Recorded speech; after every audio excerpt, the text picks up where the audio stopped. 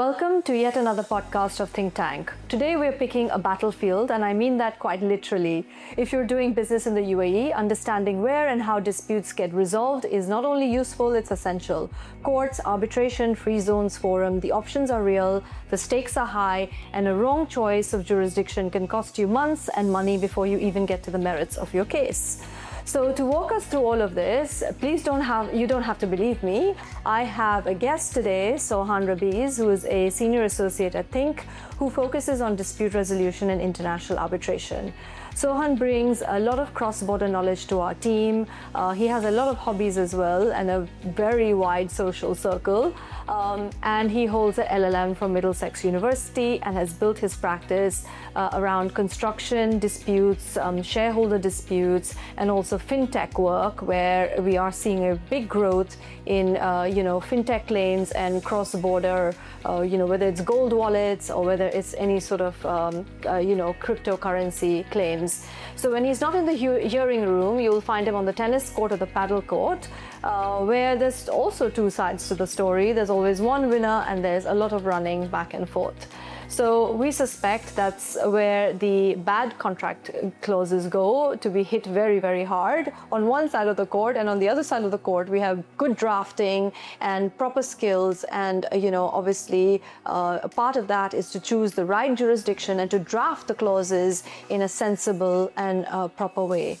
So I'm going to be delighted to talking to Sauhan during this podcast, and hopefully this gives you an insight into working knowledge of how the legal system works in the UAE, what choices you have, and what makes disputes not just law, because disputes can affect your business, your people, and your strategy, and it's really important to save time, save money, and have the best forum, because sometimes, unfortunately, you do have to use these forums when contracts go bad. I mean, I always say contracts always lie in the drawer for the longest time, and I do my best contracts when they're always in the drawer, but sometimes they come out of the drawer, and when they do come out of the drawer, they have to be tested, to work in favor of, our client. So here's Sauhan. Let's speak to him, let's gain his insights, and let's see, how this podcast goes today. So I would like to welcome Sauhan to our podcast so we can dissect everything we need to know about UAE courts and possible arbitration clauses and contracts and all of the above. So I'd like to welcome Sauhan. Thank you so much for joining us on this podcast today. Yeah, thanks Jayshree for that generous introduction which you gave before. But I'm glad. It's all about your tennis skills, not about your law skills. No. You can demonstrate your law skills. That I will break it down. But I'm glad that you mentioned tennis in this, because sometimes I feel tennis is somewhat related to resolving a dispute. More like long rallies, unexpected quick shots. So I feel it way. But jokes aside, what you said in the beginning, where exactly the business or parties resolve their dispute, that actually matters. I want to break it down today, because since I got this opportunity, so that people on the ground, in a practical aspect, I can make them understand what is arbitration and fintech. Sure. So before we do that, do you want to just tell us your practice areas at THINC, your experience, ranging from construction to disputes to crypto? So I started practicing from India, from the proper hardcore litigation, started from the lower court, then Supreme Court, did my master's in Dubai in Middlesex, especially focusing on international arbitration. From there I joined a Chinese firm, focusing on arbitration and shareholder disputes, construction dispute, worked for a few major construction companies in the world, moved to an Emirati law firm to understand the litigation and arbitration. There are some relation, because even though arbitration is private, we have to enforce it through litigation. Absolutely. So that area, I got a better picture in Emirati law firm. Now I am here in THINC to increase my knowledge on the corporate side as well. But let's see how it goes. So let's start with some of the basics where everybody doesn't know the answer. When a company has a dispute in the UAE, what are their actual options? So basically, it depends on the dispute clause mentioned in the contract. There are several types of dispute happen, but let's get into the basic. If A and B are having a dispute, of course there will be an agreement. In that, it could be court, it could be arbitration. And the court, the basic Dubai court, Abu Dhabi court, and courts in all the Emirates.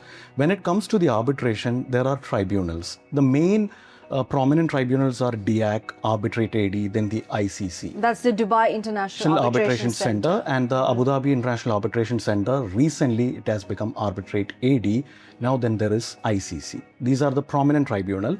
Then for little more flexibility, there are ad hoc arbitration, where if no tribunal is stated in the agreement or dispute clause, if me and you are having a dispute, we decided to appoint an arbitrator on our own. Let the arbitration proceedings can happen somewhere at any conference room. We can make it that flexible. That is ad hoc arbitration. Right. So these many But options that will be binding too, right? That will be binding too. So long as the parties agreed to it. Yes, if they have a signed agreement, that is also binding. Okay.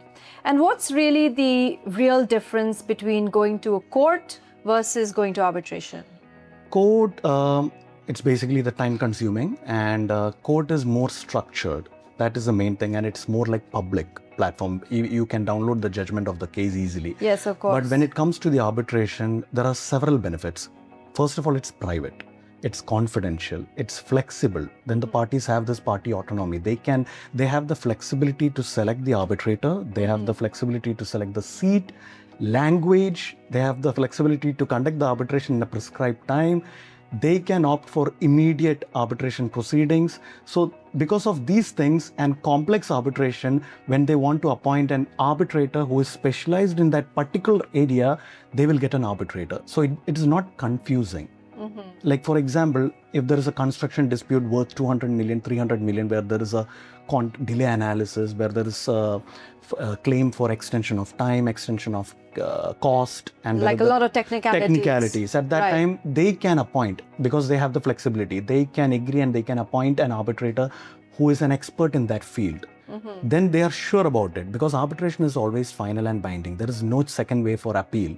Right. So they have that. Right. Yeah. Right. And why do you think businesses should use arbitration more? I mean, or let's put it this way, which businesses should go to court and which businesses should go to arbitration? Because as you know, sometimes arbitration doesn't fit every situation. So what is your advice on that? So with my current experience, I prefer for the construction. I can only suggest from my experience, construction dispute, till date, for the last 4 years, whichever contracts I have seen are mainly arbitration. Then some of the complex cases where there is a cross-border disputes between countries, where there is, for example, sale of goods from one particular country to, for example, Russia, and the delay payment has happened.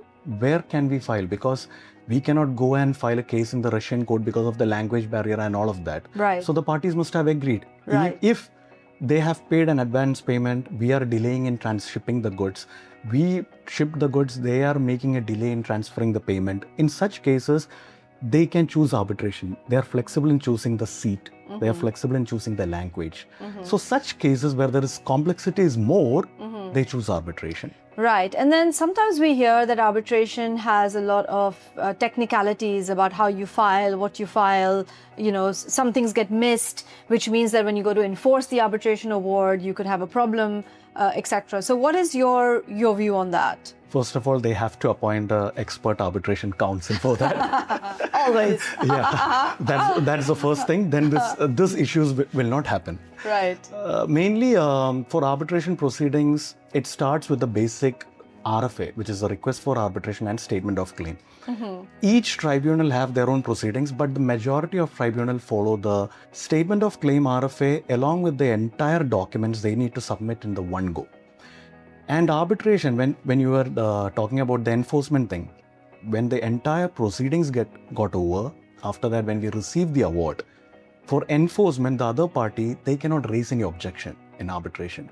If they are raising something, they can only put a petition for annulment of arbitration. And for annulment, I'll make it much more simpler way so that everyone can understand. It is not appeal. It is more like setting aside of arbitration if 5 to 6 criteria are followed.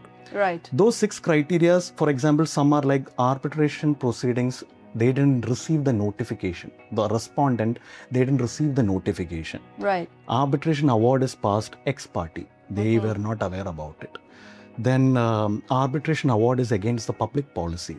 Like that, certain conditions are there. In those conditions are if any of the conditions are violated, we cannot enforce it. Right. But it is really rare because arbitration, such conditions are always strictly followed. Yeah, it's quite an established forum of... because each time when we pass on, we have to agree to all these criteria. And what do you tell your clients when they come in and they're trying to agree a deal? So a lot of our clients assume that the relationship breaks down only when they start fighting. But to build the relationship, you have to discuss some of the difficult things in a relationship, right? So what is your advice generally? How would you guide a client to decide whether to go to court or whether to decide to go to arbitration? Firstly, I will check the contract. If the dispute clause is strictly saying arbitration, then forget about the court. We can never go to the court. And even if it's an arbitration, I have a strong principle on this. Any client comes, I will not straight away ask them to file for a dispute. I'll try if there is an option for mediation. Because even mediation, now that is a prominent area. Dubai is actually recognizing there is law, and the THINC arbitration is referring to mediation for some of the cases which I myself have handled. Instead of arbitration, they want mediation to happen. Right. Let it get settled because it is a little more cost efficient and less time. So the client don't want to pay a hefty fees on the administrative fees and the advance on cost and the professional fees. So I always suggest for mediation first. Then if it is not going well, then whatever the contract says, I will guide them to that. And is mediation binding? It depends, because in the final settlement agreement which is made by the mediator, one of the cases, I think Jayshree, one of the cases which we got for the 12.5 million, the settlement agreement when we received, they didn't put a clause called this mediation agreement is final and binding. If they don't do that, it is not final and binding because the party can back off anytime. It's not like arbitration. But if there's a good counsel, they will make sure the mediator put that particular clause that this is final and binding. Right. Then we can enforce that. Okay. And what about the appointment of a mediator versus the appointment of an arbitrator? Can you talk me through the differences and the, like you said, mediation is obviously easier to manage. Would you be appointing a mediator with as many qualifications as, say, an arbitrator, or would you be more relaxed about the person mediating a dispute? No. Same way So the way I want the arbitrator to be selected, it will be the same way for the mediator as well. Because most of the cases which have come through, everything has been handled by a proper tribunal. None of these mediation or arbitration were ad hoc. There will be an administering body, either Dubai International Arbitration Center. So they will be appointing a mediator. Like arbitration, there won't be any 3 mediators or anything of that sort. They will be appointing the mediator which is suitable for this case. And in that case, when there is a tribunal, we are less worried about it. The correct person will be appointed. Right. Yeah. Sure. So for like our audience and our listeners, talk about the concept of having one arbitrator versus 3 arbitrators and why that happens or when that happens. So let's just talk through an entire arbitration clause. What does the clause look like? What are the kind of things it covers? And why sometimes 1, why sometimes 3? So I have had similar incidents for complex construction cases where high stake value dispute. I have seen the clause with 1 arbitrator. Then I asked the client why there is only 1 arbitrator. We will save money. I was like, wow, check the DIAC calculator. We will save 300,000 approx just by putting 1 arbitrator. Then I told, what's your claim amount? It is somewhat around more than 15 million, 20 million. So that's where actually when a file comes to the council, it has come a long way. The dispute has already started. That's when we receive the file. We are not drafting the contract at that point. If I am drafting the contract, any contract, I'll put 3 arbitrators. Depends on the case. If it's a very small sale purchase anything, I will put a single arbitrator. If there is 3 arbitrators, in one of the cases where I handled, 2 arbitrators, they were having similar opinion. One of the arbitrator, they were opposing. They were literally opposing an expert report on the delay analysis. So it happens. When, as I say, the majority, 2:1, when there is a 2, in such cases, it is supportive. It depends totally. Yes, because I think most of the clients get put off by, like you said, the cost. But then does the cost saving outweigh the benefit? In terms of, like you said, a very high value dispute. For that, I think through this platform, this podcast, I want to give an awareness. Whomsoever is seeing it, if you're drafting the contract, appoint a good counsel, cross-check what is the entire stake amount, accordingly you should appoint it. Because by saving 300,000, you may lose 20 million on the other side. Yeah, and that's a really good point, because one of the reasons why an arbitration award could be set aside, as you said, an annulment, is also when the arbitration agreement itself is flawed. Yes. You see? So that becomes quite important. Yeah. So just on the lighter side, could you take us into like a arbitration, like could you like simulate a hearing room for us? Is there like a case or a moment that stayed with you that you felt like you either learned from or was, you know, something, No, I'll start. a revelation? I'll start with a funny incident. So we were supposed to be the claimant for that case. We were the subcontractor. We were supposed to file the case. But before we filed the case, the respondent, they filed a case in order to delay it, and we were sure about it. They didn't had any money to pay and all of that. Their in-house counsel, they filed it, and during the correspondence between the tribunal and the claimant and the respondent, we were the respondent. They submitted several letters. In one of the submission below, they have mentioned, like when someone copy paste from an AI platform, he copy pasted everything, the entire thing below. If you want, I can redraft it for you. So he put that. We as a respondent and my partner, like we read it. We were waiting for the first jurisdiction hearing, the procedural hearing. The counsel read that. The arbitrators gave a small smile. We also gave a small smile, and he figured it out that he, by mistake, he did that. Yeah. That was. I mean, at least if you're using AI, use it wisely. No, that was a funny incident because in order to save money, they appointed their own in-house counsel to file the arbitration case. So that was one of the funny incidents. But there are several incidents. Like if I want to go through one more, that was a really good case. It was before Dubai International Arbitration Center. It was a construction case, and experts are appointed from both the sides. We were on the claimant side. The expert appointed on the respondent side, they were doing delay analysis, quantum analysis. They submitted their report. Morning, the proceedings started at 10. 3 arbitrators are there. It's going smooth. I gave my submission, everything. Then there is a lunch break. Slowly the dynamics started changing. Everything became aggressive. Small arguments being raised. Unfortunately, for every point raised, there will be an objection. It is going on. Then the cross-examination of expert witness of the respondent, by God's grace, that was the turning point of the case. After the cross-examination, the expert told the arbitrator, I want to revisit this position. Right. So that means he's not confident in his delay analysis. So that changes the case. When an expert steps back, the entire case, that momentum changes. It can flip because they submitted their response and their counterclaim based on that delay analysis and quantum analysis. The way we cross-examined, he stepped back. He was like, I want to revisit this position again. So that was one of the turning point. And happily, we have a supporting award for that. Right. And what has generally been your experience with enforcement of DIAC arbitration awards? It's pretty much easy. There is 2 options. We prefer going to the Dubai court. Just have to file an application for enforcement straight to the execution court. We have to translate the award to Arabic, get the stamp and file for enforcement. Once we get the execution order, if it is a payment delay or something, travel ban will be issued and all of that. It will go on like the proper court case. That's what in the beginning I told you. From the previous Emirati firm, what I gained that experience, it's not just arbitration.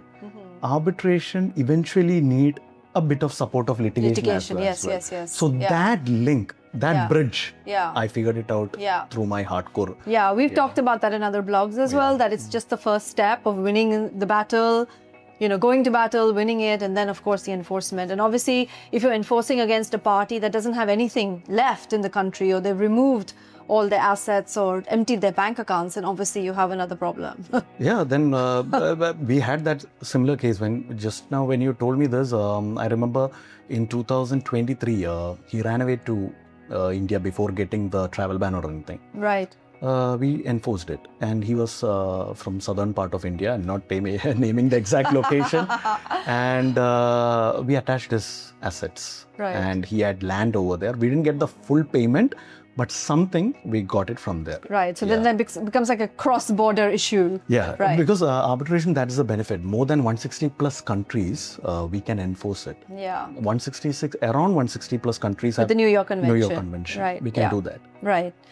So we talked about this in other blogs, but there's a 1958 New York Convention that allows for reciprocity of arbitration awards between different countries, which means unless something goes crazy wrong or it's against public policy or illegal award, then one country has to respect the other country's arbitration award.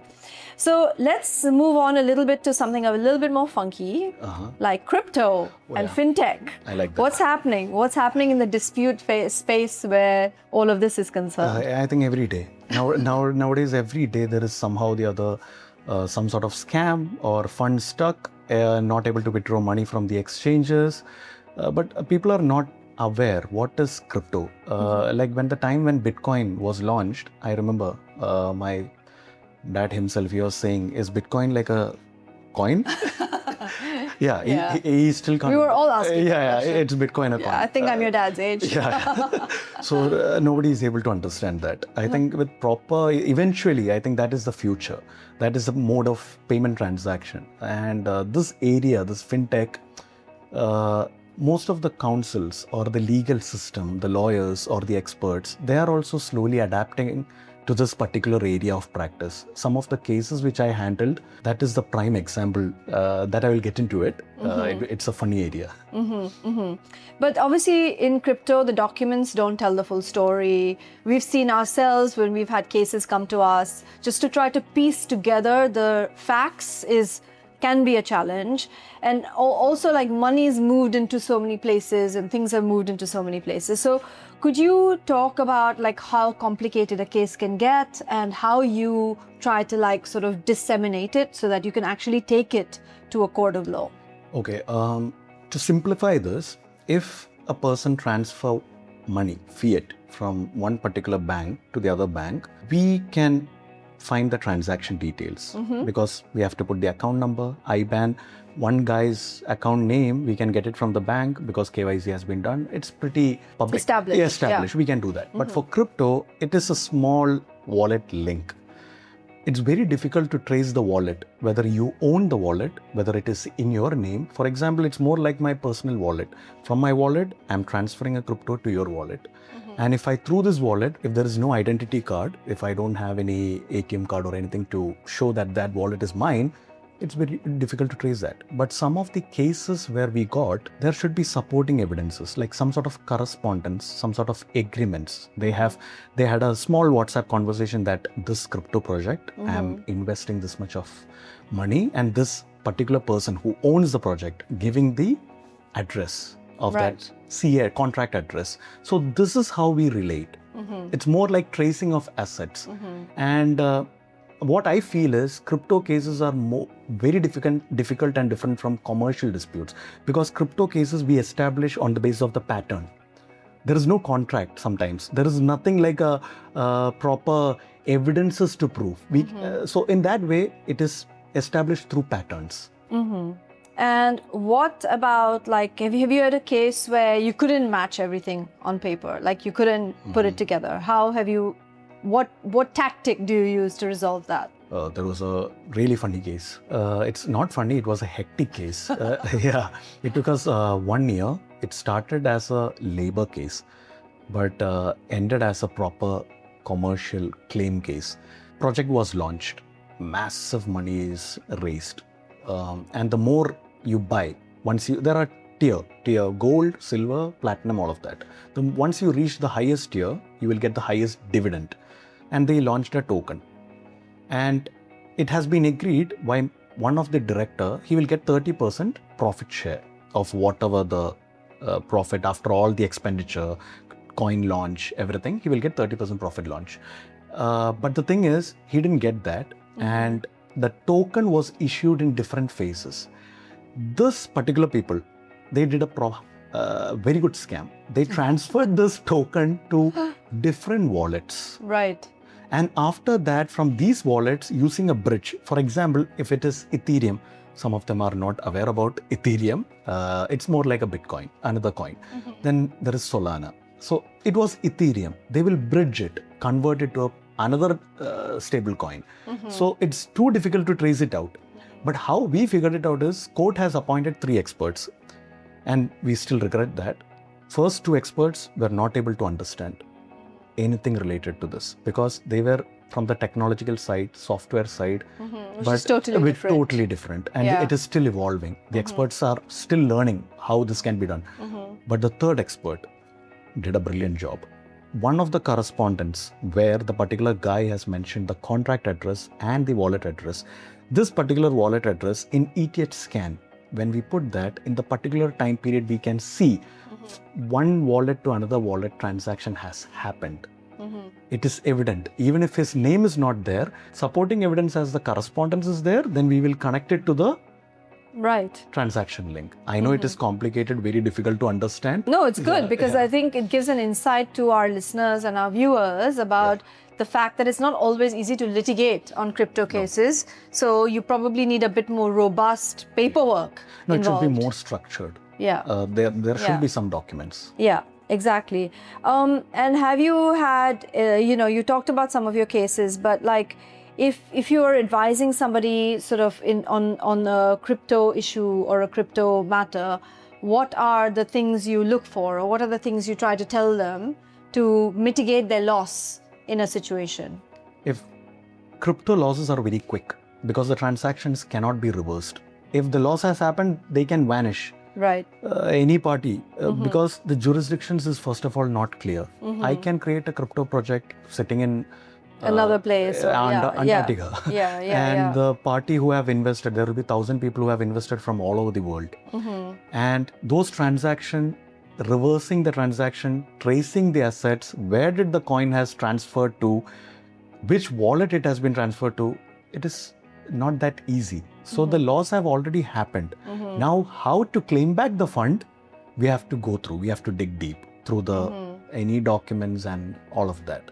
But eventually some of the cases we have resolved, some of the cases. And do you think like more of these cases get resolved privately, or do you foresee that more of these cases will come to the courts? And as you said, the court experts and everyone will have to like really beef up their knowledge and learn from all these other jurisdictions? No, it depends on case to case, Ms. Jayshree. Like one of the cases, most of the cases recent time which we are receiving are criminal aspect. Because a crypto project which is launched, which is having a proper intention that they want to rug pull.